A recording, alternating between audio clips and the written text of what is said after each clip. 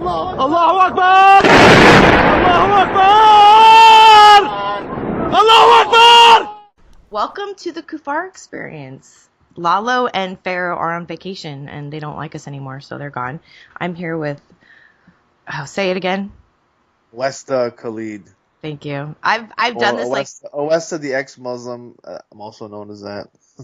I've done this 3 times and now I feel really bad because I keep asking him because I can't say it like a white person and I probably sound like I'm appropriating.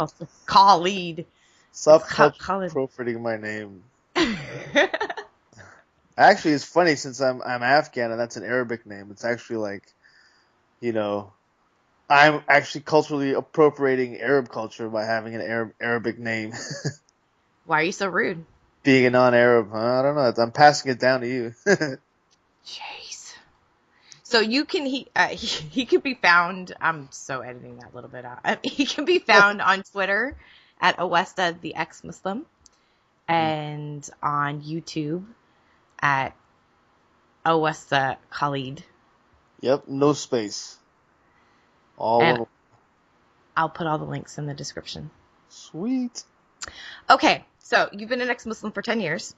Yes. I don't want to focus on the reasons why you left Islam unless you'd like to touch on that, because we all kind of are in the same boat. We've all left for different reasons. But if you feel like that's an important story for you to tell, we can touch on that. I would like to touch on it briefly, though. Like, what was the catalyst for you? Yeah, just so you want me to go into just briefly? Yeah. Okay, sure. Yeah, I mean, mainly it was just parts of the Quran, things that just didn't seem to make sense to me, things that were like, okay, God, that doesn't sound, that doesn't jive with me, and that it doesn't see, and it's not like, okay, yeah, you don't agree with it. Muslims will respond, oh, so you didn't agree with something in the Quran, so who do you think you are to disagree with the word of God? You should have researched and found out. It's like, no, it's not that. It's stuff that I deeply thought about and said, you know what? This is not something that a God, from what I understand, the definition of God to be. This is not something that he would say or he would write or he would promote. And yeah, it was basically that.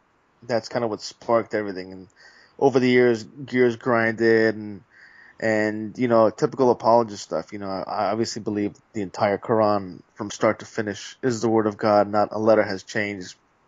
So, I'm unable to say, okay, I disagree with that, so it's wrong. You have this years of internal conflict where you're just trying to make sense of it. And, eventually, logic overrode dogma. And I said peace out to Islam. Did you have a lot of blowback from the family? No. We actually don't even talk about it much.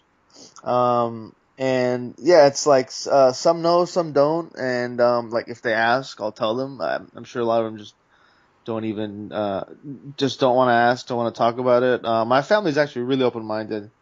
I'm sure most of them would prefer if I was Muslim, but it's nothing has really changed between us. I mean, they love me the same. As far as my cousins and my cousins, they all know, they're all fine with it. Are you guys first generation or second generation? So I have a lot of first cousins.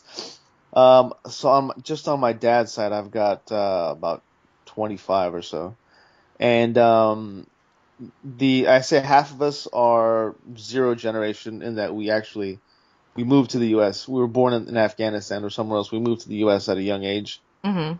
And then the other ones, the younger ones, they were born here. Oh, fresh meat. Mm-hmm. Yep. Nice. And that's kind of nice, though, that people, I don't know how people, it's way too early in the morning, how much people know about the Afghani culture. And that it's quite, I mean, obviously you see what you see on TV and you think of Afghanistan, you think Taliban or extremism. But it's not all like that. And the people are wonderful and they're very, the way that when I met the normal Muslims, the Afghani Muslims, their way of practicing Islam was very not as extreme, or I don't know, it just seems a calmer version of Islam than the one I had been introduced to, because I was a new convert when I met a lot, and we had gone over there for a couple weeks. So I don't know. It would make more sense that it would fit into the culture here. Does that make sense?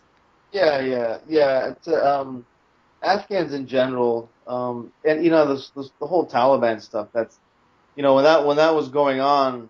I mean, that was despite the that was to the chagrin of the citizens of Afghanistan. I mean, the majority of them just did not like them because they were so restrictive.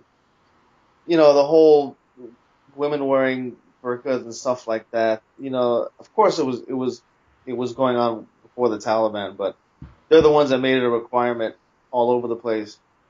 If you see older pictures of Afghanistan from the 80s, 70s, if you see pictures of my family from Afghanistan, they're wearing skirts, no headdress, obviously, they have Western attire and all that.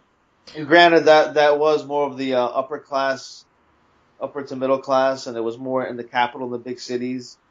But yeah, I mean, the whole Taliban stuff, I hate when people connect that with Afghanistan, because Yeah. it's more of the recent stuff. That's what you think, though. It's not.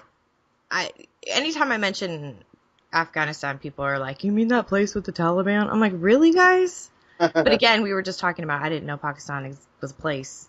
Yeah. I mean, that's all they really know.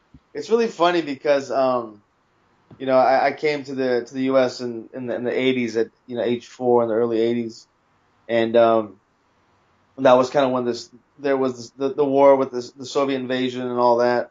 Mm-hmm. And for a while, like people say, "Oh, what are you?" "Oh, Afghanistan." And they'd kind of, "Oh yeah, we're helping you guys fight the Russians."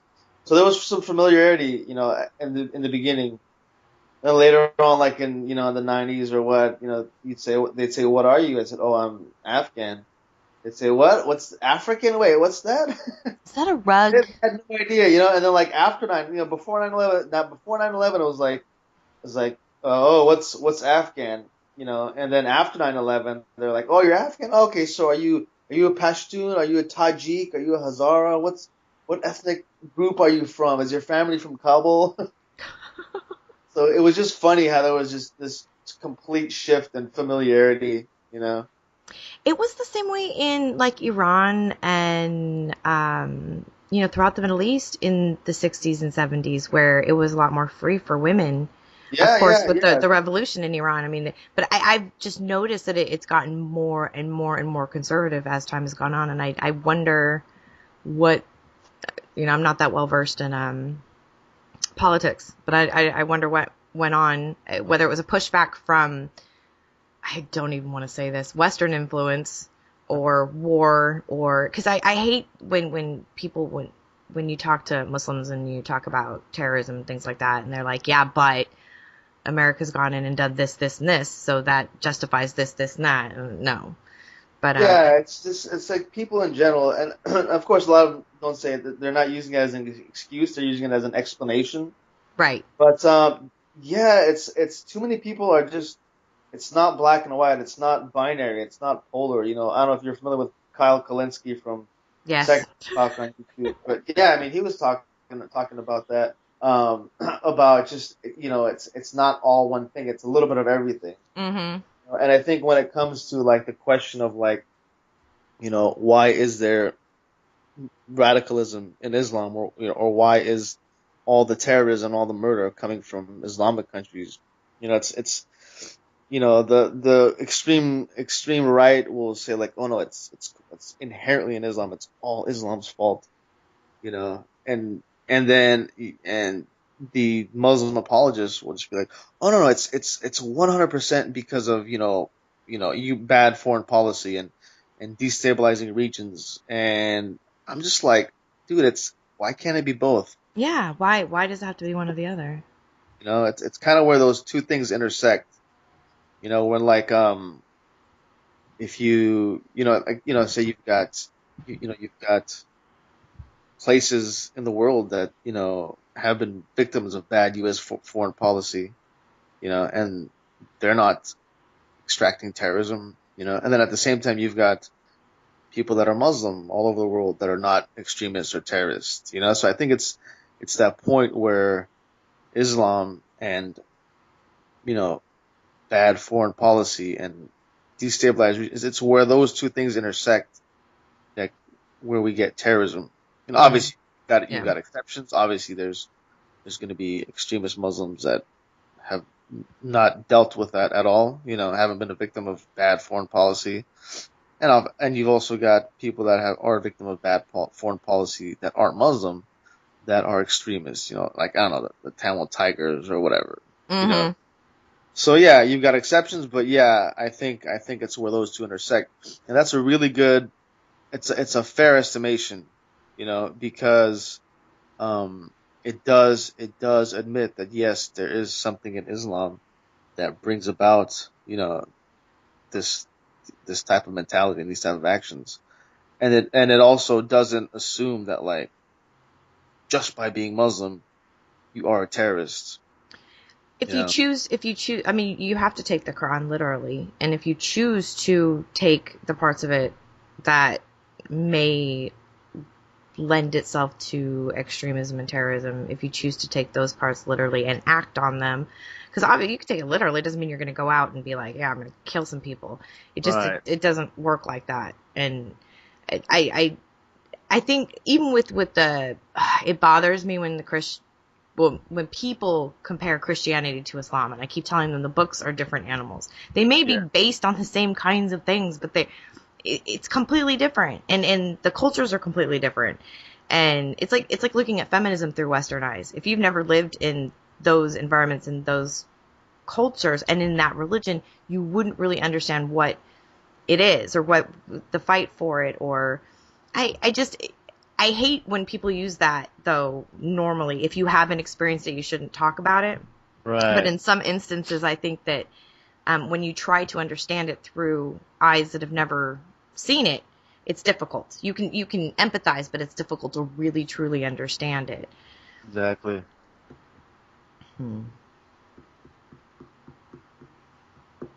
It's pretty fascinating. Hmm. So, do you think that Islam is capable of reform? Oh man, that's a great question. Oh man, is it capable? Yes, and I'd like for that to happen. I mean, that's obviously my main goal is just for nobody to be Muslim, you know. But that's a good second option because, I mean, reform in the sense that, like, all right, you take the bad parts, the parts that just don't apply, you know, Surah 434 and just bullshit like that, Mm-hmm. and obviously the violent verses. I mean, you've gotta just completely take it out. Like with Christianity said, all right, Old Testament, peace out. We're not gonna follow it. It's done. It doesn't apply anymore. Yeah, that's kind of where I Um, was going with that, with the whole. I uh-huh. lost my. Yeah, so yeah, like you know, reform in the sense that they said, all right, let's just take these verses out and admit that this wasn't from God and that it got tampered with somehow. And this is the problem that I wanted to kind of talk about. There's just I kind of want, you know, people say, God, why doesn't Islam just reform? And I'm frustrated too. I want it to.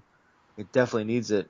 But people that need to understand what they're asking of Muslims, because as you know, the entire foundation of Islam is that, okay, you know, Islam came because, you know, God sent the Torah and that got corrupted, and then God sent the Bible and then that got corrupted, and all, you know, all these messengers were sent by God and they kept getting corrupted. So finally he sent Muhammad with the final message, and he said, here's the final message, here's the book, and you can't let this book get corrupted because, you know, we're gonna have to send someone else maybe or whatever. And the whole premise, like one of the basic principles of Islam is that, you know, the Quran, not one letter of it has been changed or Mm-hmm. altered.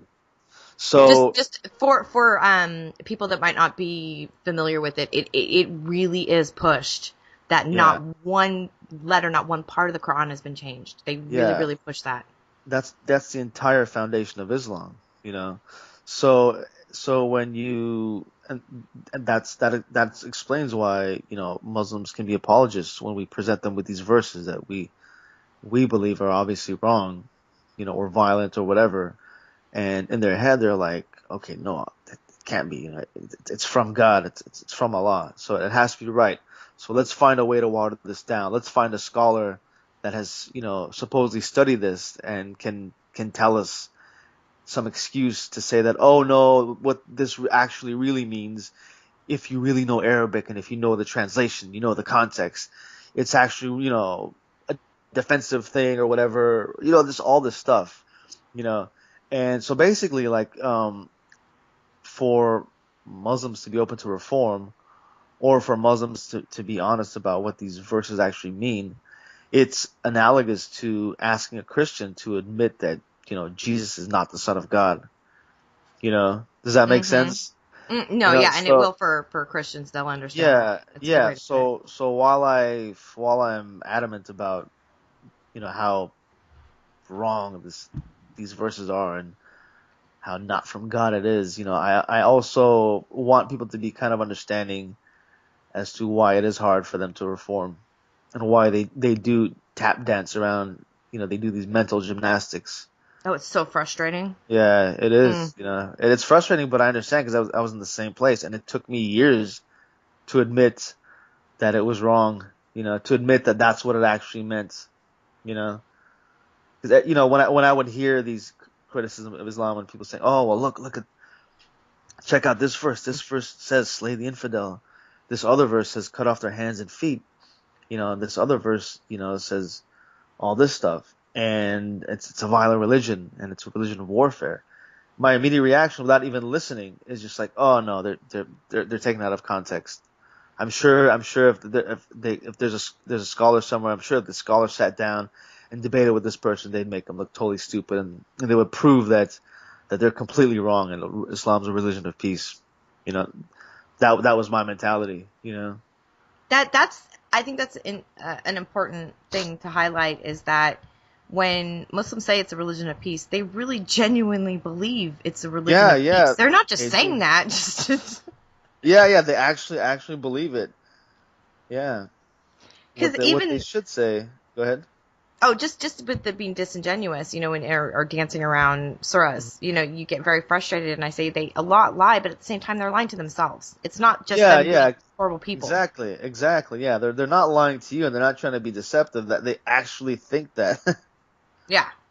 Yeah, they have to because, I mean, there's obviously going to, not everybody's going to be, you're going to have open-minded people. You grew up in the West or whatever, or you're just not a bad person. So obviously you're going to have to you're going to have to sort of find some way to compromise this in your head.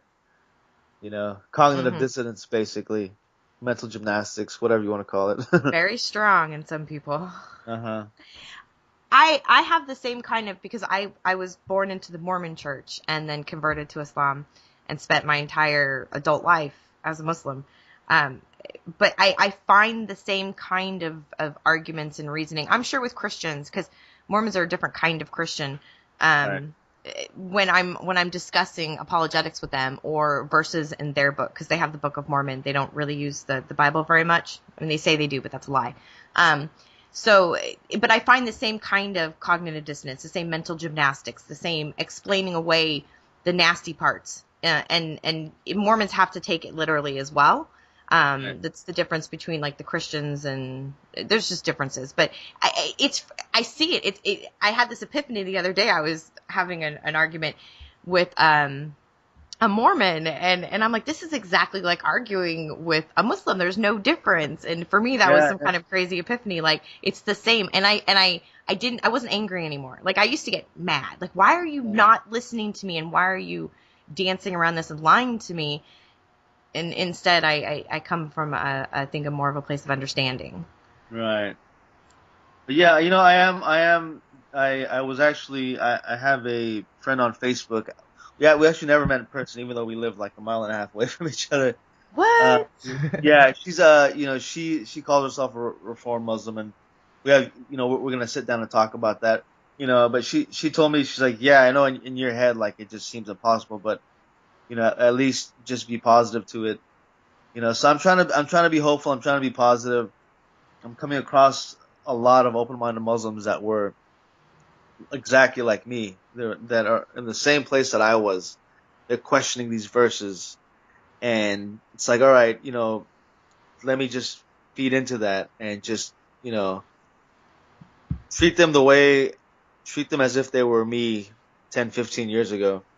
You I know. think the difference is, though, you guys are all in the West, right? Because Yeah, if you yeah, had those yeah, same, yeah. Obviously, that's just from my experience. Yeah, I mean, definitely, there's some people that are going to be resistant to change a lot, and they're not just resistant to change, but they are prone to violence and will excuse a lot of bullshit.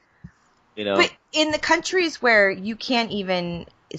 talk openly about it, that's what I think that there's a lot more moderate, or Muslims that not what when you think about what a Muslim is like, that if you challenge them, they're going to go crazy and kill people.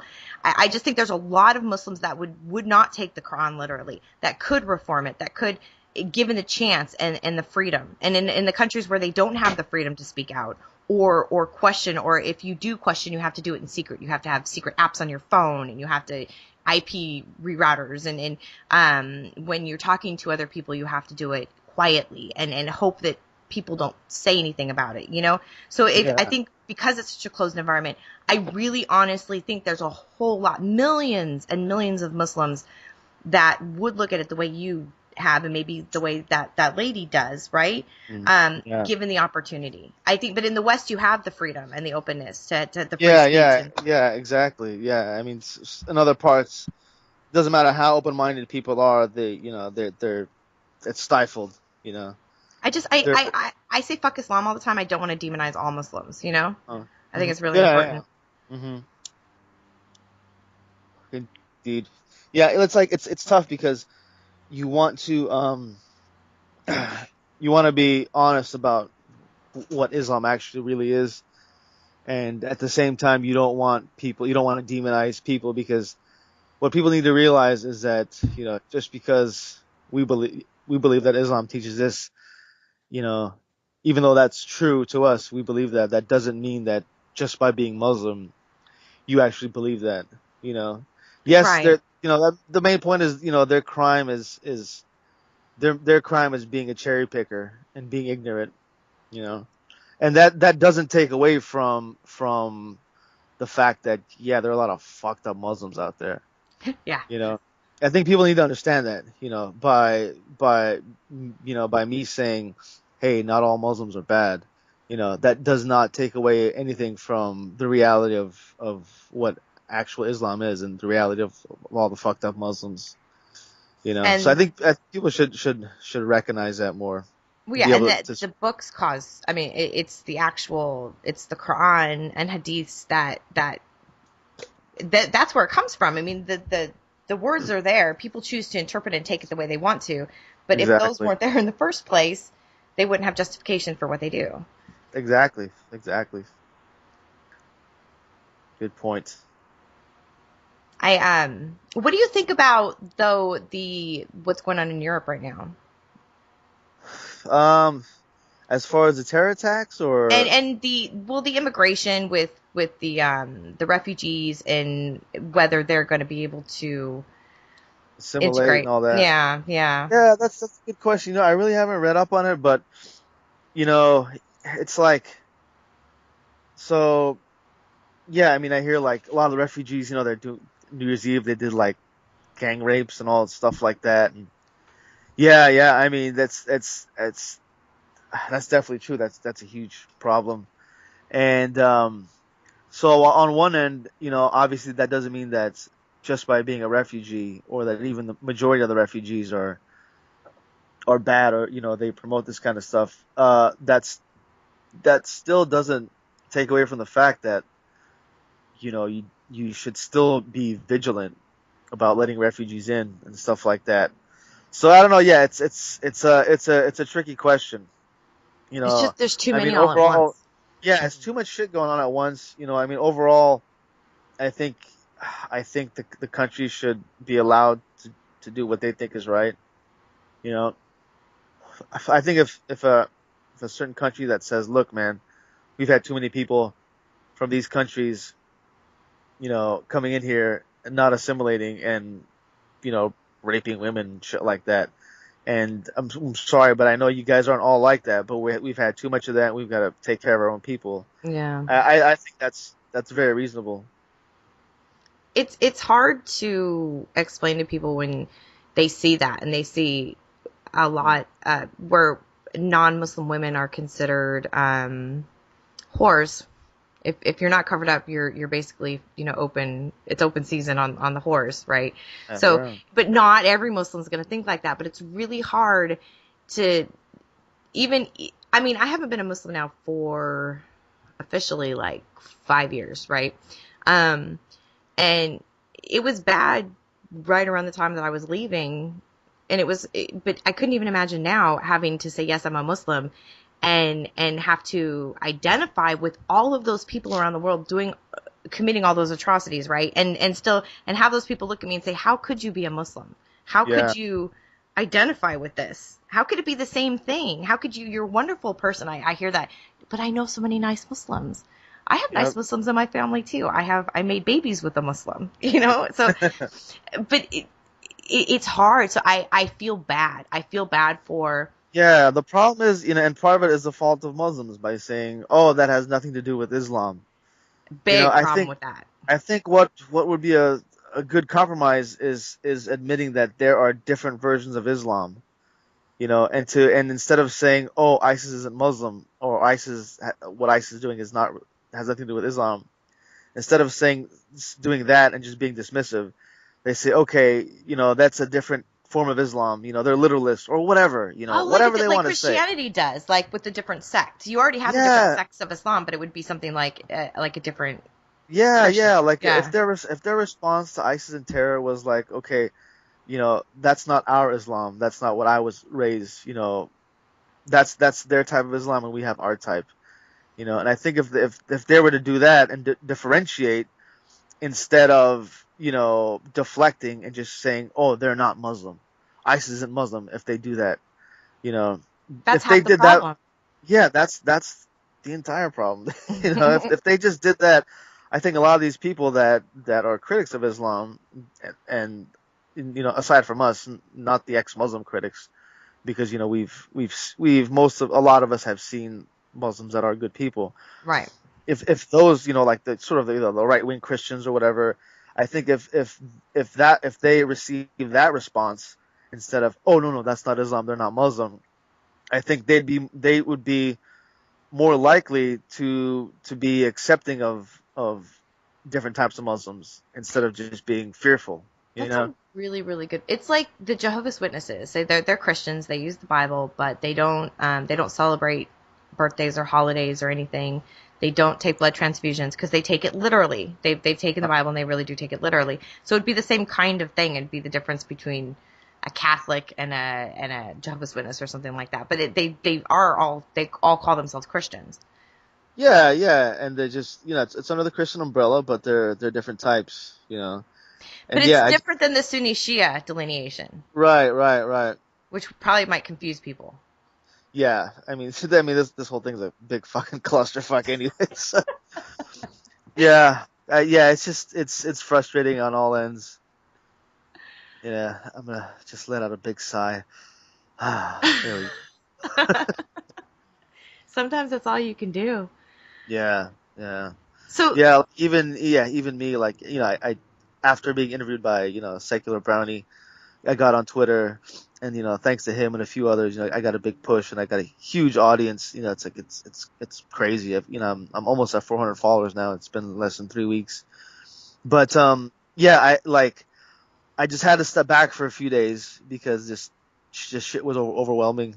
you know, like on one end you're like, okay, I got to be real with this. I gotta call a horse a horse. But then at the same time, I don't want to breed hatred for my family because there are going to be people that will take my memes and my posts and my videos, and that's just going to fuel their hatred for mm-hmm. anybody that's Muslim.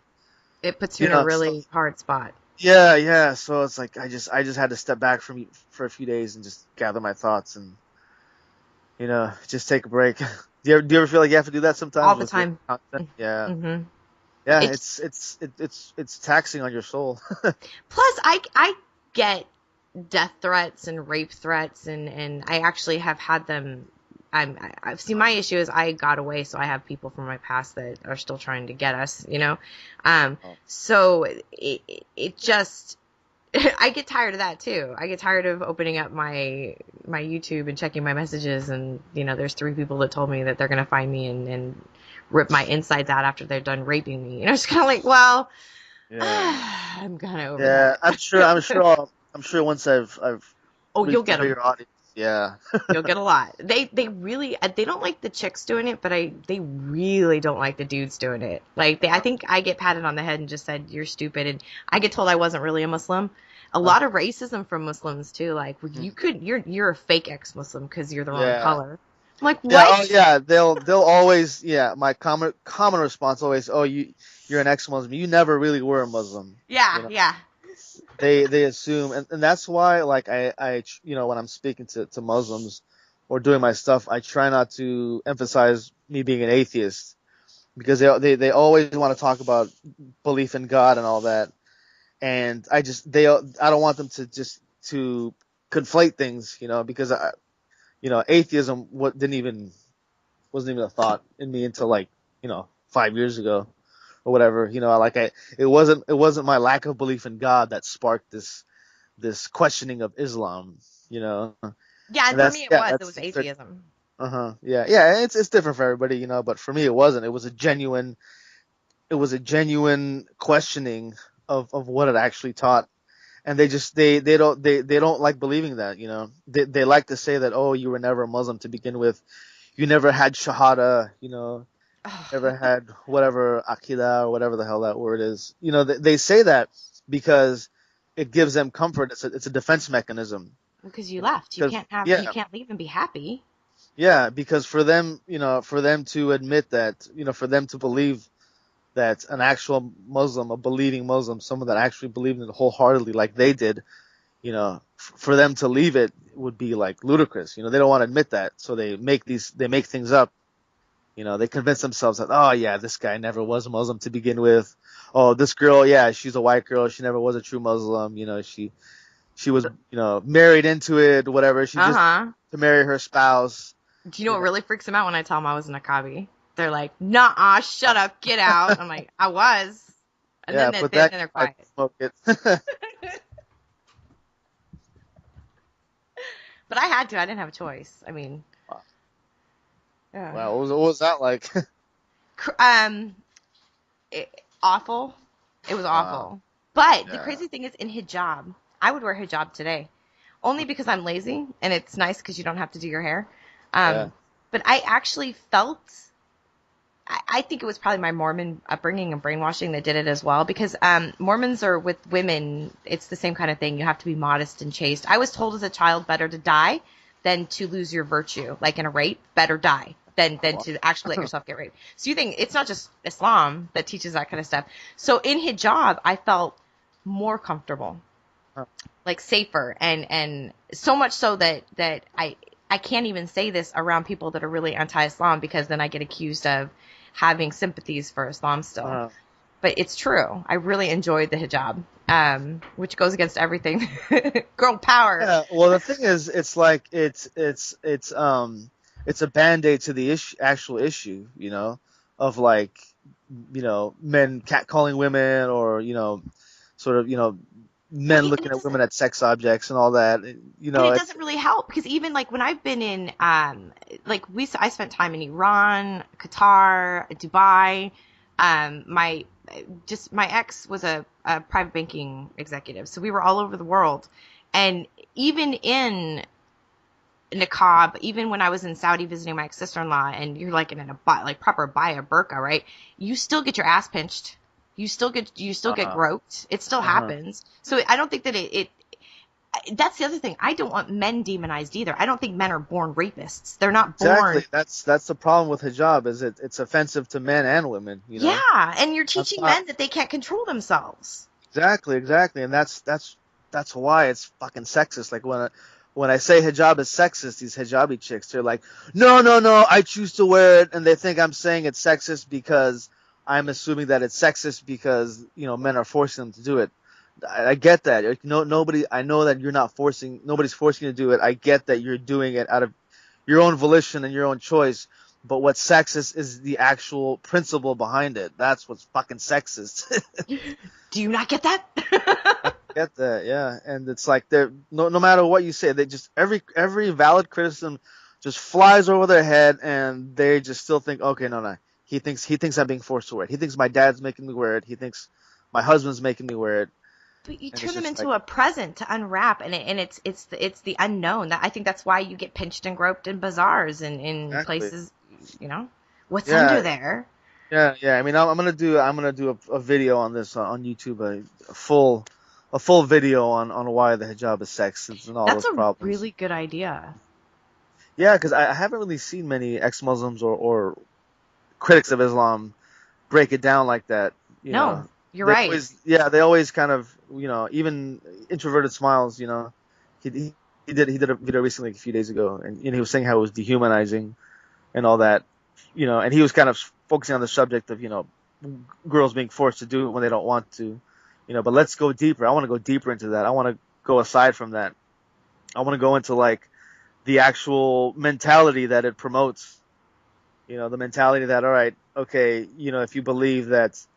Here's the thing. It's like hijabi women will say, oh, I like it because, when I'm meeting a man for courtship or whatever, if my beauty is hidden, my body is hidden, my physical attributes are hidden, then he's not distracted. He can really see me as for my character and for my intellect. And the problem with that is that, if you believe that, if a society believes that, both men and women believe that, then when women are not wearing hijab and women don't have their physical attributes covered, that makes you believe that her physical attributes will distract from her non-physical attributes, and that you can't appreciate a woman as a whole for her character and for her intelligence, her intellect and mannerisms. You can't appreciate that, simultaneously with her physical beauty. Like to me, a woman's attractiveness is all encompassing. It's not just her looks, it's everything. It's the way she talks, the way she carries herself, what she knows, sense of humor, all that, So I don't like the problem with hijab is it separates that. It puts it into two different things, and like I just said before, if you separate those things, then when a woman is out of hijab, if there's a woman that's not wearing hijab, if a woman that's not dressed modestly, it makes you believe that, oh God, I can't focus on who she is as a person because I'm too wrapped up in seeing her hair uncovered or seeing her arms, or seeing, her, midriff. Which also lends to mistreating non-Muslim women who are completely uncovered as well. The whole thing, it's just a vicious cycle. Yeah, and that whole thing goes against hijab is a choice, hijab's a choice, I choose to wear it. It's like, okay, fine, it's a choice. Then what about the women that choose not to wear it? They're stuck with this bullshit mentality. Mm-hmm. That's a really good point. Oh, I can't wait to see the video that you do on it. Yeah, it's gonna take me a while because just all this stuff is just so much shit is in my head, just shit's flying all over the place, and like I try to sit down and I try to formulate, into like points and all that, and just I seriously think I have like adult onset ADD sometimes. Me too, dude. It's just so much shit, I was like, as I'm writing one point, I can imagine refutations for it, and then I start to go off on tangents. And then I'm like, fuck this, I'm going to turn the computer off. You don't want to see my notes. My notes are so bad forever. Because I make videos. I mean, I kind of I have fun doing it. But I'll start to make one video and think of an idea for something. And while I'm doing that, there's like 6 other ones that come up. So I write those down. And then I don't know which one to work on. Exactly, yeah. It's just, the brain is just going crazy. Do you not? I just find like it's an overload, sensory overload too sometimes, especially with Twitter and then all the arguments like we were talking about, are with the Muslims. And for me, I argue with the with the Mormons as an ex-Mormon too. I've got it. It's just coming from everywhere. Yeah. Oh God, you must have it way worse. And the same thing with the Muslims that can't believe that you left. And Yeah. Be Happy Mormons are the same. They're like, how could you leave and be happy? There's no way. Then you weren't a real Mormon. I'm like, son, my family started the Mormon church. You want to talk about being Mormon? So, but Yeah. yeah, it scares them. It Yeah. scared me when I Another was. defense mechanism, sorry to cut you off, is, I'll get from Muslims on, the comments and all that. It's just like, oh yeah, you didn't even research this. Like, oh, you just saw this immediately and you were just quick to jump to conclusions and just dismiss Islam and leave it. You mean it was really easy for you to leave, just to like poof, oh, all of a sudden, Yeah, like I I'm guess I like, won't. yeah, that pisses me off a lot because I'm like, dude, you have no idea the amount of mental gymnastics I did over this. It's like they assume that, like, I was looking for reasons for Islam to be wrong. It's like, no, you asshole. Like, I wanted this to be right. I so wanted this to be right. Why But would you want your world to come crumbling down around you? Why would you exactly, want? exactly, but it's just, I think a lot of them do that, but I think what differentiates me from them is I was just honest, and I really allowed myself to be logical.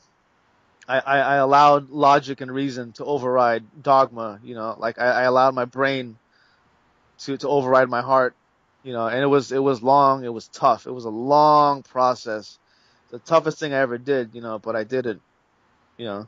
But fortunately, just people are too stuck, they think that, like, it starts off with just admitting that one part that you don't agree with is not from God. They think that, like, in order to, they think that they've got to completely denounce Islam and be an atheist. And Mm-hmm. that's why I'm kind of open, to these reformists, because it's the step in the right direction. It's all baby steps. You don't just go from, like, being Muslim to just being, all right, I'm ex-Muslim, complete atheist. Yeah, You have yeah, no, baby steps you have definitely. to you have to plant seeds. You have to like find, Muslims. I'm finding Muslims left and right that are like, yeah, this, yeah, there's some stuff that I kind of don't agree with. And my reaction is, for me to react to them by saying, oh yeah, you gotta fucking totally leave Islam. It's bullshit religion. Throw it all out. It's like, they're not going to be receptive to that. But if you have the reformers, that's the thing. It makes it okay to think those things. Yeah, Right now, it's not exactly. okay. Yeah, and that's why I one thing I like about reformers is that, it opens up the door for the idea that, okay, maybe not everything in the Quran is correct. Because that's what made me hang on for so long. This idea, this belief that it's everything's in the God, it has to be right. And that's why I was an apologist, and that's why Muslims are apologists. They do this mental gymnastics because they believe that every letter is from God. So if we have more people that at the very least say that, okay, let's take this verse out, or let's admit that, this book may have been tampered with somehow, somewhere along the line. If we can get people if we can get more people to agree to that, I think we can get people to actually be honest about these verses in Islam and actually be honest to say, okay, this verse here that says, kill the infidel, it actually does mean kill the infidel. It doesn't mean something else. And this verse that says the husband can hit his wife, it actually does mean the husband can hit his wife. It's not a fucking little love tap with a maswak. you Right, know? right. I love that. Yeah. Yeah, so that's why, and I was in a group chat on Twitter, they were talking about reformists, and, I kind of voiced my opinion. I said, yeah, let's, I was like, I try to be a little nicer to reformists. I kind of think they're on our side, and then just the reaction was like, the fuck you, fuck all Muslims. Like, I can't believe you're saying this, you know. Yeah, And I was just unfortunately. like, man, you gotta take what you can get. You gotta take baby steps with these people. You have extremes. It's like everyone's on one side or the other. There's no happy medium. It's just like, Yeah. and that's the frustrating thing too. Yeah. Yeah. It was, yeah. And that's part of why I stepped away. There was someone in the group chat, you know, while we're talking about this stuff, and he's just like, yeah, the only good Muslim's a dead Muslim. Oh my gosh. And then, and that freaked me out. I didn't respond because at that point I was like, you know what? There's nothing I can say to this person. There's absolutely nothing I can say to this person that's gonna make him change his mind. So don't even add fuel to the fire, because anything I say from that point on, it will make me seem like I am on the other side, you And know. you'll be the enemy. And I kind of thought, I'm like, wow, this is kind of scary, because this is what a lot of people think of ISIS and Muslims, from over there, is like, wow, it doesn't matter what we say. There's nothing that's gonna make these people change their minds. They want to kill us no matter what. So in a way, it was good, because it allowed me to kind of see things from the perspective of some of these people that are kind of sheltered. And it allowed me to understand the fear that people have of terrorism, and that it is a genuine fear. Yeah, people are just in general, the electricity in the air is different. And when you Yeah. talk about Islam, they've succeeded in making people afraid of Muslims. But the backlash against Muslims is what I'm worried about. Yeah, totally.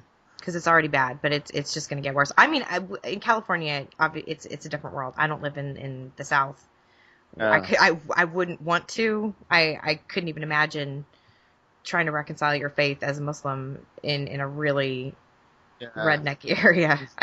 Yeah, and and I'll admit, part of it is their fault, for their reaction, for them saying, "Oh, no, that has nothing to do with Islam." And when they say, I hate that. But what I hate even more is when they flat out say ISIS aren't Muslims, or terrorists aren't Yes, dude, Muslims. because you're not speaking out. You're not denouncing the terrorism. It's almost like you're saying it's okay because they're not Muslims. And it's like, so you're lying. So that's what I'm like, why are you lying? Muslims lie. They lie. And I don't mean, again, like I said, I don't mean that they'll, to your face, lying on purpose. Some do. Lots do. But a lot of them, again, they're lying to themselves. They're doing the mental gymnastics. They're being disingenuous. I don't think it's always on purpose. Because I did the same thing. Yeah, it's not on purpose. And it's like, whenever there's, some Muslims kind of like, oh, this Muslim's gay or whatever, or this Muslim fornicates or he drinks, and then they say, oh, that doesn't make him a non-Muslim. I always was told that, like, what makes you a Muslim is your belief in Shahada, the declaration of faith, that there's only one God, Muhammad is his last messenger, and if you believe that, that makes you a Muslim. Mm-hmm. And whatever you do outside of that, whatever you do or don't do, whatever sins you commit, that just makes you a good or a bad Muslim, but it doesn't exempt you from being Muslim, So do you think that they're just so terrified of admitting that that is Islam? That, I mean, Christians did that. You like, with the Old Testament, there are very violent, terrible. I mean, the Bible says to rape people and kill people and do terrible things, and it's not taken literally, except by the crazy people that wind up like Westboro Baptist people. Do you think, though, it's fear that they'll be labeled as bad people because that those things exist in their religion? Because they take it literally? Do I think it's fear that they do what again? It would affect them so negatively if they were to really admit. Well, what I think the reason they don't do it is it doesn't even go that far. If they were to admit that, excuse me, if they were to admit that, okay, yeah, this is part of Islam, then they would have to admit to themselves that their religion is actually bad and it actually teaches this stuff. And they couldn't take it literally. So if you don't take it literally, you're not. That's it. Mm-hmm. Yeah. If they admit to themselves that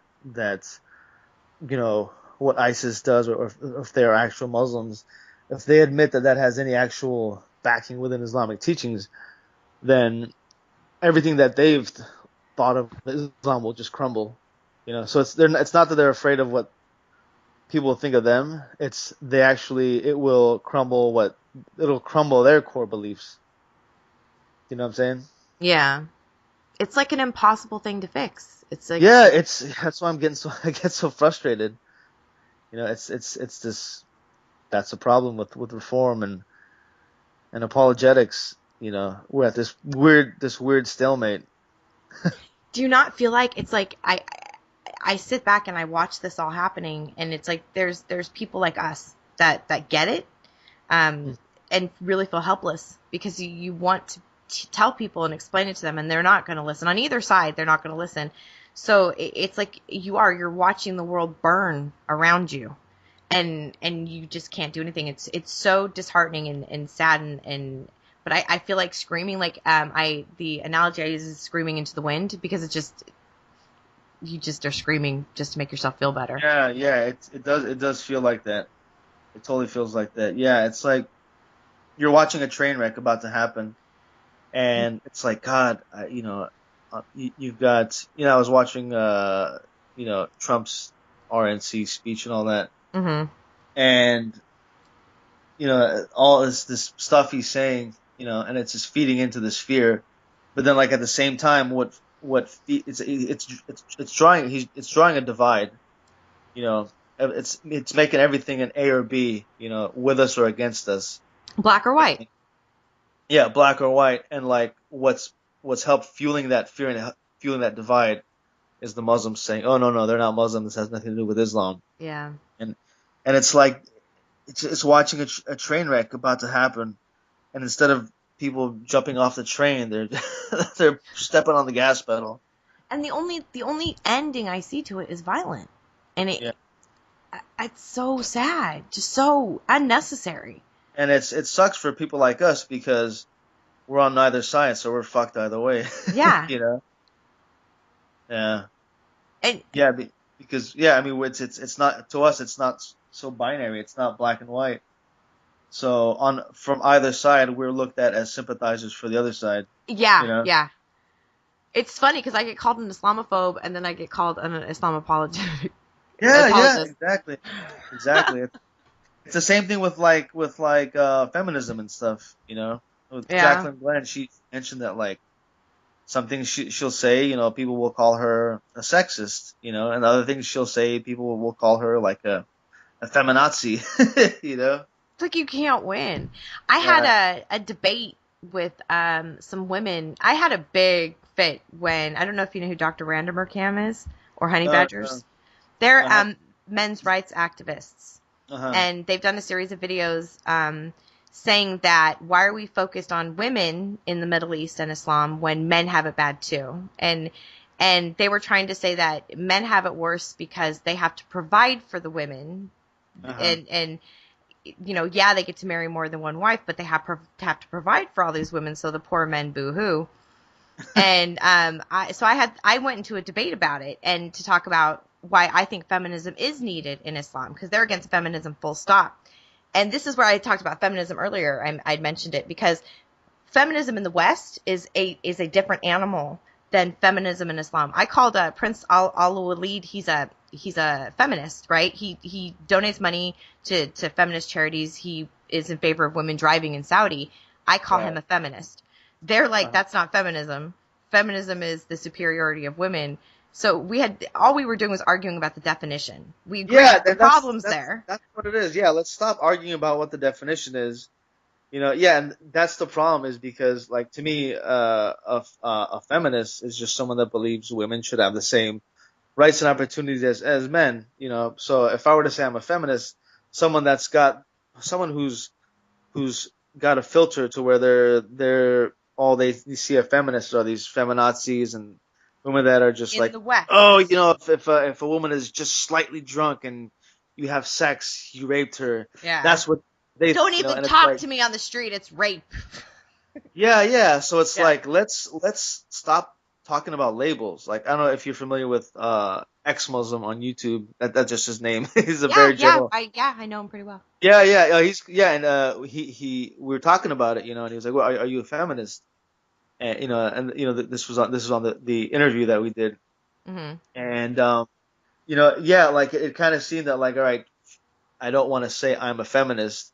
I'm hesitant to say that because I don't want you to assume that by saying that I agree with all these other people that call themselves feminists. Or like you're an SJW kind of person. Yeah, exactly. So it's like, by the definition I am, but that doesn't mean that just someone calling themselves a feminist, agrees with all these so-called feminazis that you guys talk about. Well, that's what I was trying to explain. Like in Islam, And that culture and those countries. Now I said you have to take yourself out of the West completely. And look at it through eyes that aren't Western. And having grown up in that culture and that environment and lived in that, try to see feminism over there like that, and see feminism over here, because there are equal rights here. There is no law that men have more rights in the West than women. Actually, it's geared against men now. Right. So you can't say it's not. It's so frustrating to me. Just like with the definition of anything that we're arguing about, we agree the problem's there, but arguing about the definition. But even with that, they're saying that Dr. Randamer made the assumption that because women are less than 50% or 50% of a man, right, in Islam, that means men get punished 50% more. Huh. That was his assumption. And he actually said, but he made this joke like, but my Muslim misogyny, because he's saying that misogyny doesn't exist in Islam, that it's not. So I was very angry. I was like, rah, ready to just like murder my monitor. I was just, because the smugness on his face. He doesn't know Islam. He's never been in an Islamic country. He's never lived, he lives in the UK, so he's around a lot of Muslims. But do you know what I mean? He doesn't really get it. Yeah. But he took something he assumed and then made an entire argument based on that.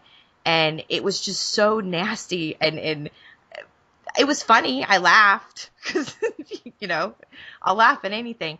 But that part I find frustrating too, because I'm arguing these things with people. And again, we really are just arguing definitions. But a lot of those MRAs are like the feminists. They go way too extreme. It's all women bad, all men good on one end with the men. And then on the other end, you have the women, all men bad, all women good. Right. It's the same thing. It's not black and white. With anything else, there is a middle ground somewhere. And so I find right now the new in thing is to talk about how men have it worse in Islam than women. Men do in some areas. Yeah. You're gonna some have areas, yeah, but it's on the whole. yeah. Well, the thing is, what the problem is here is that we assume that we can't address one issue without taking away from the other issue. Like we assume that if we talk about how, okay, like let's talk about just here in the West, like the actual issues that men will face, like say for example, a domestic violence call, the cops are always going to take the woman's side no matter what, stuff like that. Like some people will assume that if we bring that up, we're taking away from women's issues, or like let's say about the whole date rape and all that. It's like we're in an environment, we have this atmosphere where like we're speaking out against rape and all that and rape culture and all that. But for someone to say, and someone says, okay, if a woman's drunk, she can't give you consent. And that what does that mean? That means that, sure, if a woman is just way too drunk and like she doesn't know where the fuck she is or what's going on, and if you have sex with her, obviously that's if you just kind of go in there and just kind of put your thing in and just start doing it, obviously that's rape. But like if someone says, okay, wait a minute, but if there's a case where a woman's drunk, but she initiates it, that's not rape. But it's like, all right, if we say that it takes away from the other issue. It's like it doesn't. It's like we can talk about both things. We can talk about every issue, and it doesn't take importance from the other one. Yeah. And if the man's drunk, sometimes he still gets blamed for rape. If they're both drunk. Yeah, exactly. How does that work? Yeah. It's like you can't say, okay, well, what if the man's drunk? Yeah, like, okay, here's a great example of this whole thing. Yesterday, a friend of mine on Facebook, a woman, she posted I forgot if it was a meme or if it was a tweet, and it was an analogy about drunken rape or whatever. It's like, okay, what if here's an analogy. Like, what if you you invite a girl to your house while you're drunk, and she goes and steals all your shit, and takes all your stuff. Can you blame yourself for being drunk? Yeah. And I'm like, okay, that's a good analogy, but what about this? What about this analogy? What if the guy is drunk and he invites a girl to his place, but instead of her just taking his stuff without him kind of realizing it, what if he's just drunk and he offers it to her and then she takes it? What if he's like, hey, here, take my Xbox, take my Nintendo. And then in the morning he regrets it. He's like, oh, fuck, I can't believe I was drunk and I gave all my shit away to her. You know, it's like, is that really the girl's fault? You know, it's your fault because you got drunk and you gave your shit away, you know. And Yeah. is it the girl's fault for, I mean, do you really expect her to be like, oh, well, you know, I kind of want an Xbox and I was really looking for this and someone's offering it to me, you know, should I take it?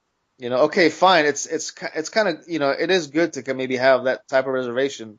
But if the girl's drunk too and she takes it, you know, that's not the same thing. So my point is that we have to specify it. So what I wanted to do, I wanted to also comment that, okay, this is a great analogy, you know, for this situation, you know, but what about this situation? You know, and I wanted to, but I was afraid to say that because if I did say that, then it would put me in the group that was like a rape denier, you know, or like a rape enabler, you know. So the whole point of why I'm saying this is just that everything is so black and white. It's either or.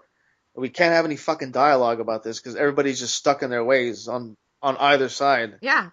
Yeah. You know? And you know what? I'm gonna make a video on that too. You just refer back to this video when you need to make a list of all the videos that you're gonna make. Yeah, seriously.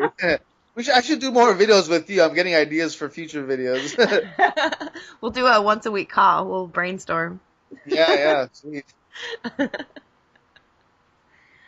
Oh my God. Oh, that was the other thing that they were arguing was that there's no rape culture in Islam. It doesn't exist. Wow. And I was even arguing that it exists for children. And I don't mean that they marry babies, but I mean like the little dancing boys in Pakistan and most of my exes, all of his friends were all abused by men in Iran because he grew up in Iran. Like out of 20 guys or 30 guys that I knew while we were together, there was only 3 that hadn't been abused. Wow. So and it's all hush hush, nobody talks about it. But so again, we were arguing definitions. They didn't say that it didn't exist or didn't happen, but calling it rape culture was where they took issue because that means that patriarchy exists. And I argued that, but then when those guys go to France and accost large groups of women and they say, well, it's a rape culture, it kind of gives them a pass to say that. So I see where it might be dangerous to just label it as a rape culture. Because the Quran and Hadith talk about ways of conquest in rape. And I said, so in that, it's like, it's pushing rape. It's commanding you to rape if you're going to follow it literally. But, so isn't that a rape culture? I mean, that's what I was asking. And they were like, no, that's not a rape culture. So we again argued the definitions, but it's black and white with them as well, you know, and I don't know how many MRAs you've talked to or MGTOWs, you know, men going their own way. I didn't even know what a MGTOW was until a couple months ago. I'm like, what's No, I haven't really been exposed to the MRA community. Oh, you'll have fun. It'll be great.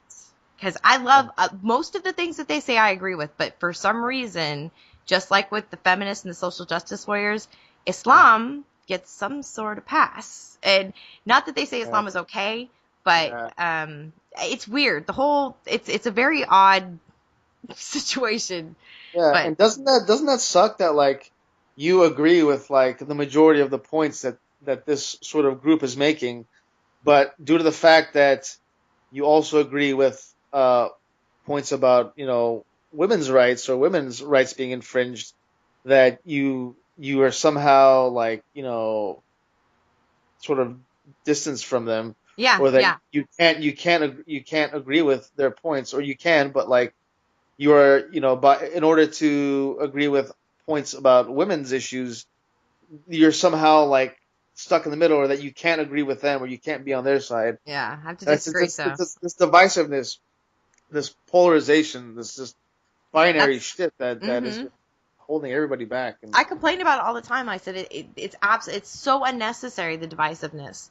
and it's like the train wreck we were talking about. You know, do you watch it happening, and there's not a damn thing we can do about it.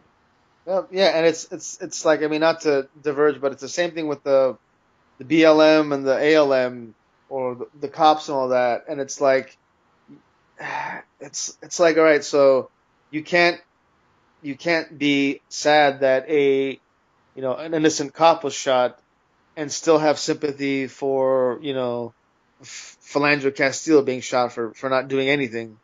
It's too either or. Like if someone is on the All Lives Matter side and say they see a specific situation where a black man was doing everything right and the cop was out of line and he shot him, he's not going to want to speak out on that because everybody on his camp is going to label him a BLM. And someone from Black Lives Matter, their reasoning is going to be stifled. Like their open-mindedness is going to be stifled in a situation where, say the suspect, was kind of resisting, or a situation where the cop actually did have no choice but to shoot the guy. And it's like, nobody on either side looks at these, is allowed to call out these certain situations that go against, the main thing of what they're saying, Well, that's why it's like problem. White people die at a greater rate than black people by the unarmed white people by much greater rate.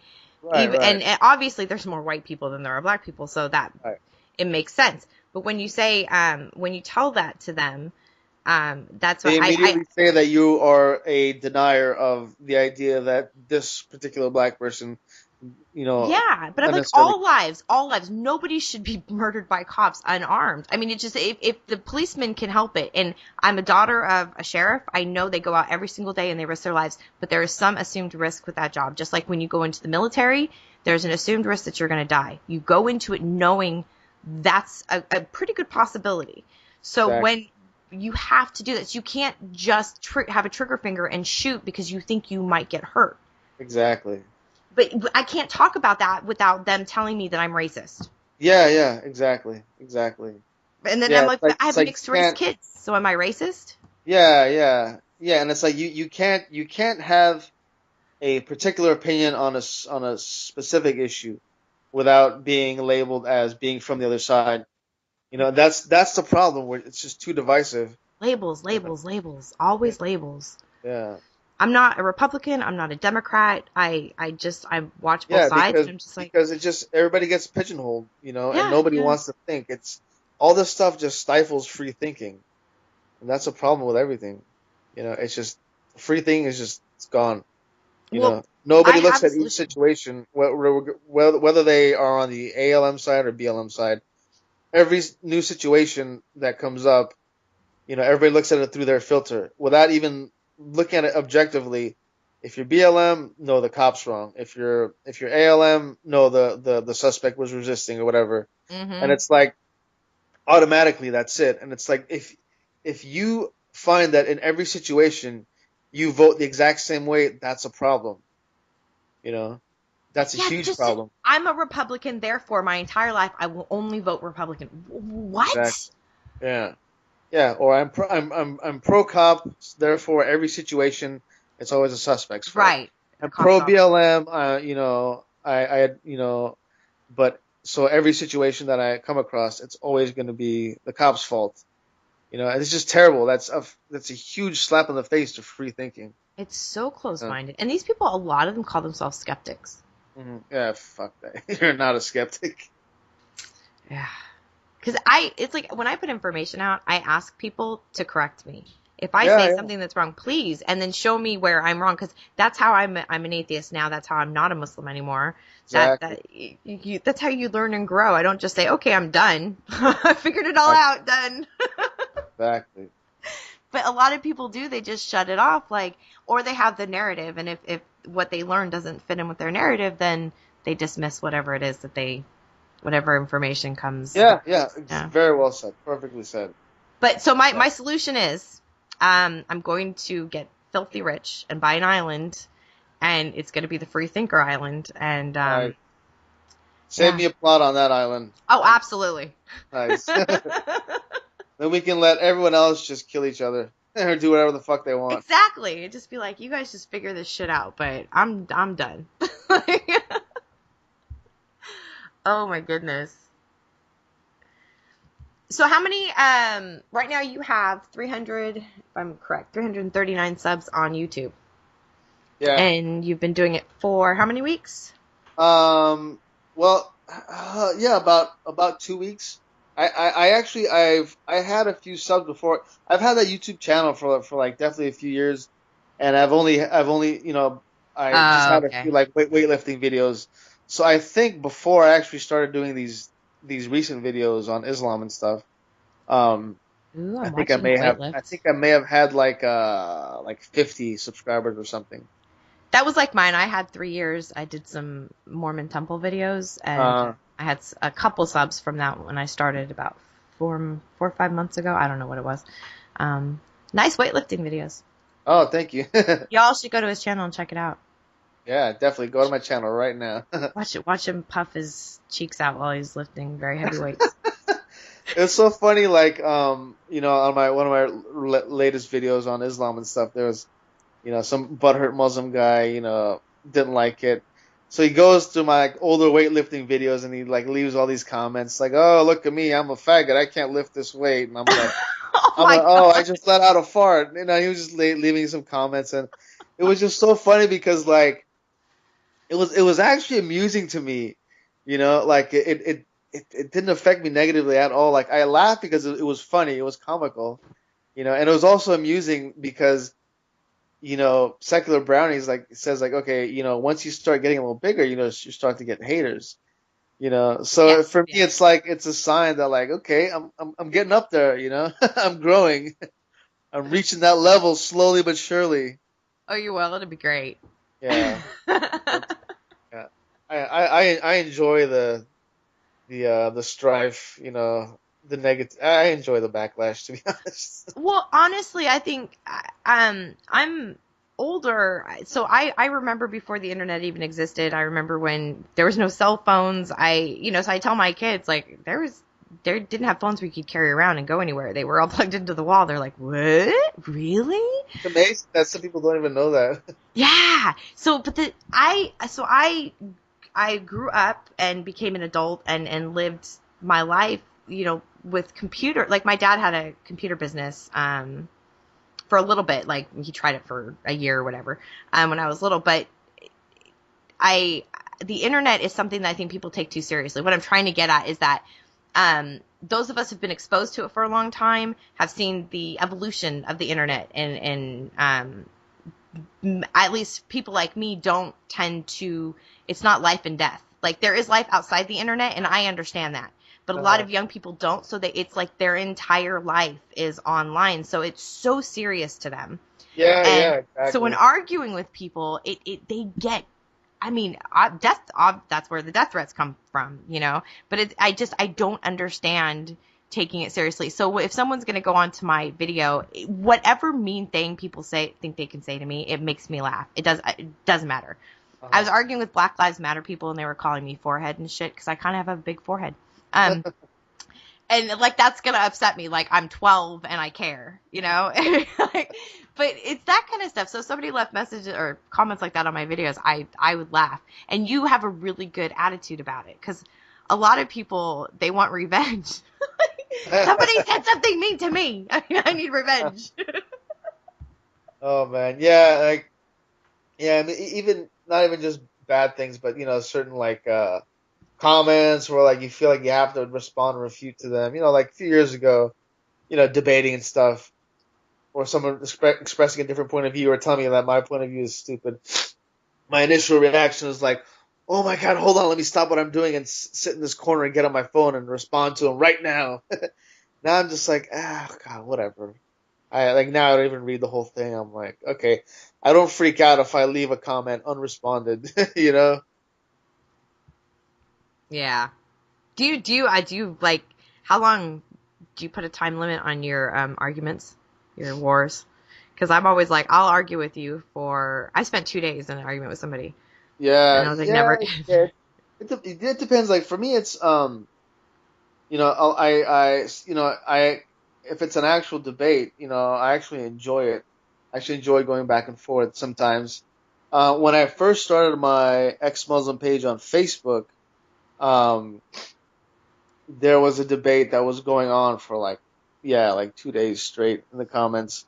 And when I say that to people, that doesn't mean that I was sitting at my Right. computer for 2 days going this like, no, I was like, I went on with my life, it went on, I got the notification on my phone, went back and forth on my phone, did my stuff, went home, replied to a message, blah, blah, blah, read some messages while I was driving, came home, replied. But, yeah, that one went on for about 2 days. And yeah, it was guess what? Apologetics. Well, We're talking about chapter 4 verse 34, it's how always it my says favorite. basically says, that the wife has to obey the husband in Islam. Well, because Yeah. she needs to be disciplined because she's her brain's not the same. You understand? Women need to be taken care of.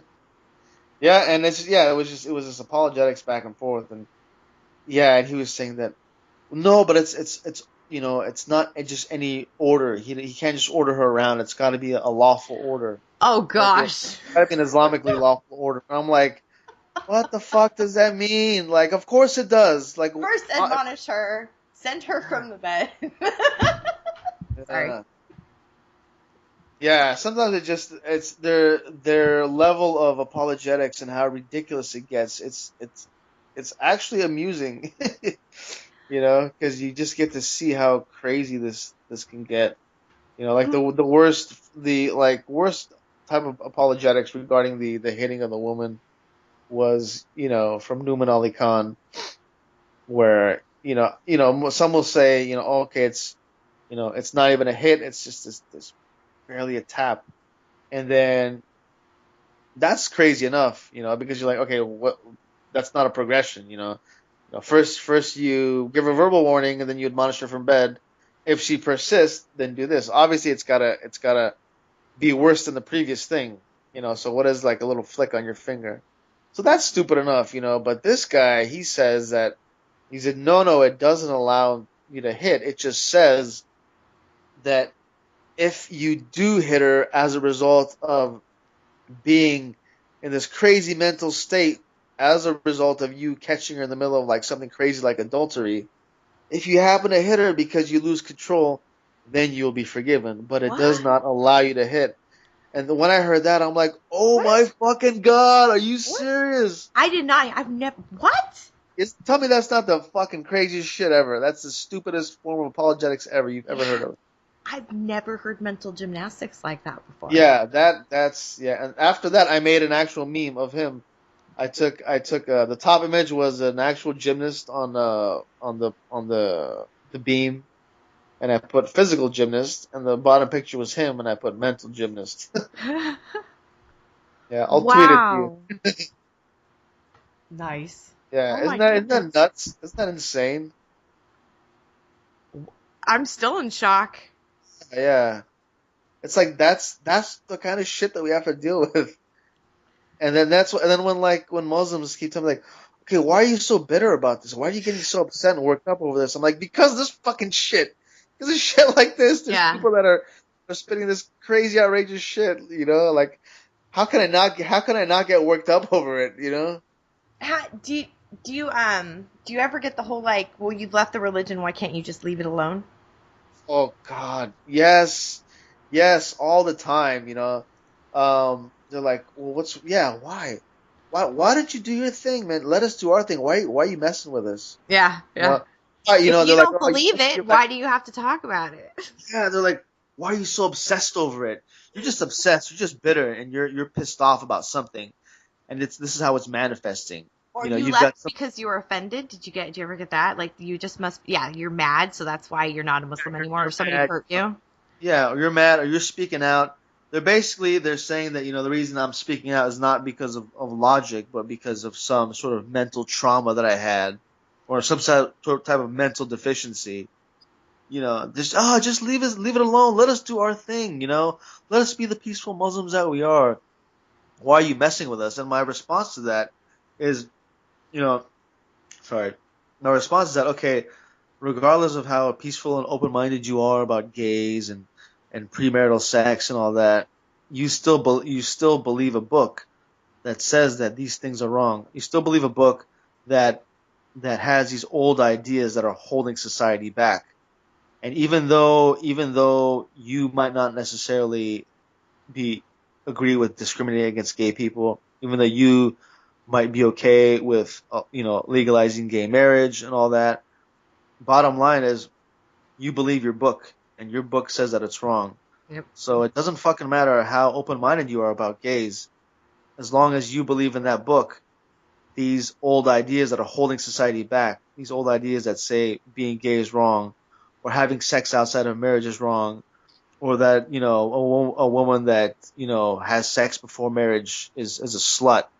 As long as you believe in your religion, these ideas are going to stay, and it's holding society back, and it needs to go away in order for humanity to progress, and that's why I'm doing it. So, on that, kind of in the same vein, with all the terrorist attacks and all the extremism and all the things going on, and Muslims saying it's not Islam, Mm-hmm. Instead of saying it's not Islam, what people say is, where's the outcry? Where are the Muslims saying this is wrong and standing up and on? I mean, there's so many, there's billions, right? So you where are they? Why are they not standing up and saying no? Enough is enough, right? And I think that ties into the whole them having to say that they're not Muslim, because again, if they admit that they're Muslim and they stand up and they say something against it as Muslims, they're conceding that they are Muslims, right? Right, yeah. And actually, no, I do see a lot of the condemnation from Muslims, and I actually try to make it a point whenever I do see it to share it so that people actually do see it, because a lot of the critics will say, "Oh, I don't see Muslims." Yeah, you hear that a lot, and yeah, they do. I just there's more, obviously there's going to be more negativity shared, Mm-hmm. but all the time they say, where is it? Well, why aren't they saying anything? Yeah. Oh, one time even, there was a village, I don't even know where, because you always have those crazy videos that come out of some atrocity that's being committed, but it was some lady was getting killed for something, and the people were just rallying around it, but they weren't part of, it was probably ISIS, but they weren't part of ISIS or anyone else, but they just stood around watching it happen, and they didn't do anything. And a lot of the non-Muslims I knew were saying, well, why don't they stop it? There's more people than the extremists, so why aren't they standing up and fighting them and stopping them from killing this woman? Well, they must agree with it then. And I hear that a lot. Like, if all these people, like all those people watching the men throw the gays off the buildings, why aren't they stopping them? If they don't think it's okay, why aren't they storming them and beating them up and stopping them? So, and I've had a hard time arguing with people or trying to explain to non-Muslims why that happens. Right. Yeah, it's that's a good question. There's lots of factors you got to think about. Like, all right, who's got the guns? Who's in control? You know, are they afraid that if they speak out, are they going to be next? Not for being gay, but for being against them. Do they know that everyone else around them would help them? Or are they wondering that, okay, the people that are also watching with me around me that aren't doing anything, do they support it or are they against it like me? It's You got to be a know? terrifying position to Yeah, be it's in. all these factors.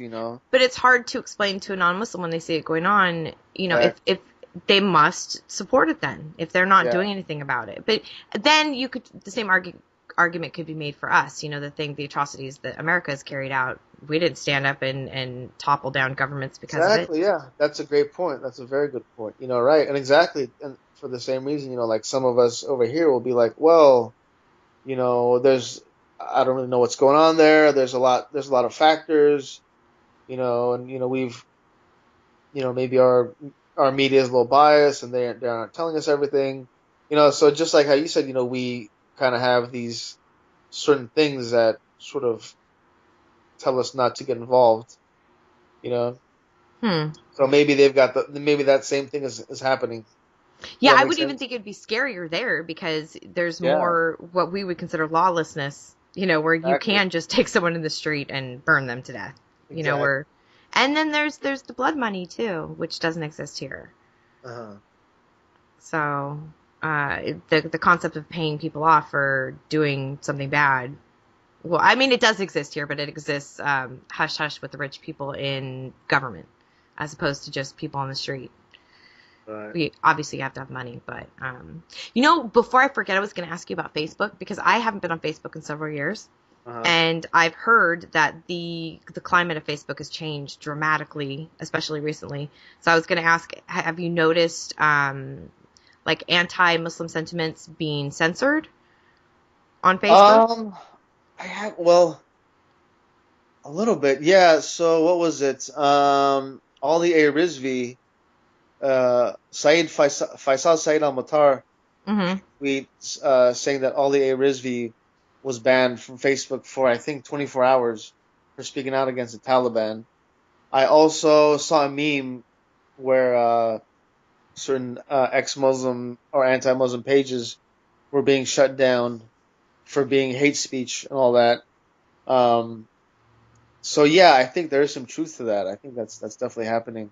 Have you noticed? I mean, are you on Facebook a Oh, lot or on no? my yeah, I'm on Facebook. I've got my personal Facebook page, and then I've got my fan. I hate calling it a fan page. Have you So, noticed people self-censoring because of it? oh, self-censoring. Not sure. Well, I would say about like half of my friends on Facebook are Muslim, so maybe that's might be a little bit of a bias. So maybe I. Right, right. So yes, yeah. It's tough to say, but yeah. I'm also part of. There's some ex-Muslim groups and pages. There's a Facebook page called Afghan Atheists, Afghan Humanists. And yeah, I don't think they've been censored. They're going at it. And on my fan page, quote unquote, I've been going at it. I've got some pretty inflammatory stuff on there, and I haven't been reported yet. Well, I guess that's good news because it just seemed like the what I was hearing coming out of it, it had become a even draconian kind of Yeah, controlling environment. yeah, Maybe. yeah. I mean, it seems like that with what happened to Ali Rizvi. Mm-hmm. But yeah, on my end, coming from someone that does have a page that's dedicated to criticizing Islam, um, all even in a very inflammatory way, on my end, I haven't felt anything so far. But that's probably because my audience is really small. Got about 250 likes, so Yeah, once you get, again, that's a lot of the people, just like you were saying earlier, the more attention you get, the more scrutiny you're going to be under, the more complaints you're going to get, the more. Yeah, watch you get banned. Watch. Get a little bit more attention, and you're like, why did I get banned on Facebook? It'll happen. I didn't get shadow banned on Twitter until I hit 1,500 what's a followers. shadow ban? Shadow ban is when whatever you tweet, nobody gets notifications for it. The only way they can see them is if they go to your actual page, and then if they pull up a tweet, like a thread, all the tweets you've made in the thread don't show up. Oh wow. And mine lasted, I've had it 4 or 5 times now. The worst one was a couple days.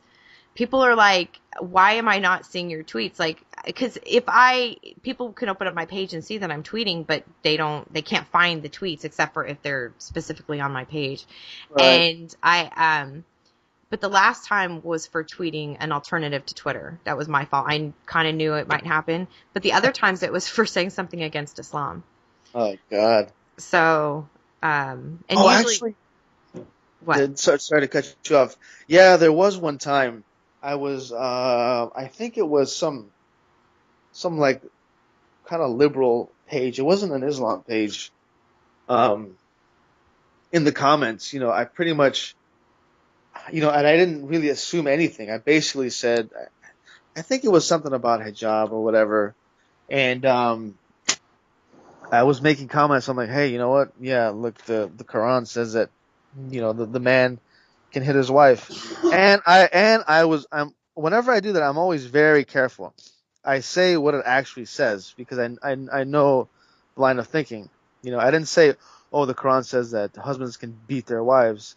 I specifically made sure that I said, yes, the Quran says that in very rare cases, as a last resort, the husband can hit his wife lightly, you know. Right. And I was just talking about that, and before you know it, my comments are deleted, Uh, you know. And it's like, oh, somebody probably reported it as hate speech, you know, and this fucking SJW, you know, Facebook person or whatever didn't even bother to like research it. They just or even read it to say that, look, this guy is not assuming anything. He's just reporting what the book says. And you know, it's like they didn't even do that. They just said, all right, delete hate speech. have you had oh, you haven't been around long enough. I was gonna say, because a lot of times when you've said something bad on Twitter, before you open up when you open up your Twitter, they'll say you have to delete these tweets in order to gain access to your account. Like, say you tweet something. I've never had that happen, but a lot of people I know have. But I don't threaten to kill people on Twitter. Or I don't tell people I hope they die. So generally it's things like that. Although I say terrible things about Islam all the time, but they're all factual. I don't know. Yeah, exactly. But I'm also very abusive. I'm very caustic I was real quiet when I was religious. I've always kind of been a whirlwind and I don't know. I'm me. But since I've left religion behind, I've become very outspoken and I get noticed for that. So even the terrible things that I tweet, I don't get much trouble, except the shadow bans. And I know when I get them why I've gotten them. Because either I've argued with somebody a little bit too much or, you know, called them too many names or something. Yeah. I've deserved it. Yeah, I wish just it's weird just coming from Facebook onto Twitter. You know, I feel a little stifled because of the character limit. I have to find a way to get my point across. This is a great way to look at it, the character limit, because I used to get so frustrated, and a lot of my writer friends have told me this. It actually really helps your writing skills because you have to rethink the way you're saying the sentences to get the same point across, and sometimes it's even more effective. So you have to put a lot of thought. Well, if you're trying to tweet like a regular person and not a moron, you have to put some thought into it. Or having a debate. I try not to debate on there because it's really hard. But when you do, it really does hone your writing skills. So if you're a writer, it's good for you. If you're not a writer, fuck you. I don't know. It doesn't help. But yeah, that's how I kind of tried to look at it. But it is very frustrating. So when I have issues, like I was arguing whether the rape culture exists in Islam with those ladies, we took it to a hangout, a debate, because it just you can't really effectively debate anything on Twitter at all. Yeah, you can't. And Facebook, again, it's been years since I've been on Facebook, and I really like the YouTube community, and I like how you can make a video and someone can choose to respond to it.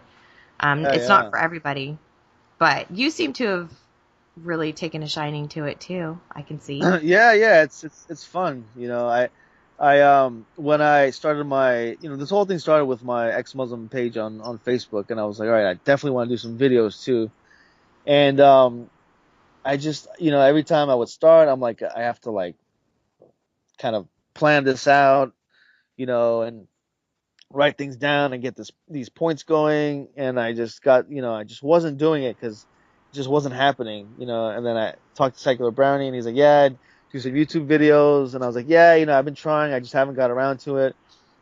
And then finally I just said, you know what, I was in my car, but you know what, I'm just gonna go. I'm just gonna talk about this thing, you know. I'm just gonna free flow because you know, it's better to just get the ball rolling than wait. Because if I wait until I have this like perfectly formulated video and talk with all these bullet points, it's not gonna happen. So yeah, like I've kind of that was a good approach because my first one. I don't know, did you see my first one where I'm in the car? Mm-hmm. Yeah. I started with that and very free flowing, and then as I'm going along, you know, like they're getting a little more organized, you know. So you got a lot of views for that one. Yeah, that one and the second one, the one where I'm talking about you know, about telling Muslims to, you know, to stop saying it has nothing to do with Islam. That one's got the most views, I think. Do you have tattoos or is that your shirt? No, I've got tattoos. How long have you been tatted? About 4 years. I got tattoos while I was Muslim, but I Oh, got nice. caught. Oh, nice. Yeah, and like my first one, I mean, I get them front and center, you know. But it's funny, like, Yeah. yeah, sometimes like at weddings and stuff, my mom will say, "Oh, can you cover them?" I'm like, "Nope, sorry, not gonna do Mine it." mine are all like on my back. I have on my Uh-huh. ankle, my shoulder, like where I can cover it up. But my ex mother-in-law walked in on me one day, and she saw the one on my back, Uh-huh. and she freaked. I actually got hit for that. Oh, She It wow. was already there. There's nothing you could do about it. But she was Yeah. like saying that I was going to hell, and it was just God, it's so she kept stupid. smacking it to make it hurt. Man. Oh my God. Wow. Yeah, it's funny. My cousin's got a big tattoo on his back, and a few years ago we all took a trip out of state for a wedding, and the whole family was kind of staying at one hotel, and he took his kids to the pool, and he was kind of he went he went in the pool shirt off, and then I asked him, I said, "Hey, did you how'd you kind of drop that whole reservation?" He's like, "Yeah, it's like I was thinking about it. I was wondering if I should go in the pool, take my shirt off because all the family's there." And then I thought to myself, like, hey, I'm a grown man, I have a wife, and I have two kids, so fuck what they say. I don't give a shit, And Aw, that was kind of his liberation point, now he shows them proudly. So that's yeah, awesome. yeah, totally. Well, I guess we should leave it here, huh? We've been Yeah, we've been going at it for a while. yeah. We Is there got we got more anything? stuff. I think we should talk again. But is there anything, any final message or anything Yeah, that we should definitely talk again. Final message, final words. I hate it when Huh. people ask me that. I hate it so much. No, I'm in interviews and like, so do you have any final words? I'm like, I don't know. Fuck Islam. That's just like, I don't know. yeah. No, good point. Yeah. So I guess um, let's see. So main point is, do not detract from the true reality of what Islam is, what it teaches, but at the same time, do not assume that just because someone is Muslim, they actually believe that. And don't discriminate against someone just because they're Muslim, but at the same time, don't be apologist and be real about what Islam is, and admit to the fact that there are some fucked up Muslims out there that are following it and doing it, and stay strong, but be careful who you target, I guess. You may as well have Yeah. been asking for a unicorn. You know that, right? Yeah, seriously. No, I could I try, right? wish. I absolutely. That's why I make videos. That's why Yeah. we do this. That's why I felt compelled to come around and start shouting to the wind. And now you're shouting into the wind too. And hopefully maybe there's enough of us that I Mhm. don't know. They tend not to listen to Yeah. us, but Okay, maybe. here's another good thing I might say. I guess to the critics of Islam, I asked myself, like, well, who is my audience? What is my goal for this? And I said, okay, my goal is to create more ex-Muslims. So with that, that's why my content, my videos, it's a little softer. Mm-hmm. Not that I don't want to be inflammatory. I will definitely do some inflammatory stuff that doesn't sugarcoat shit.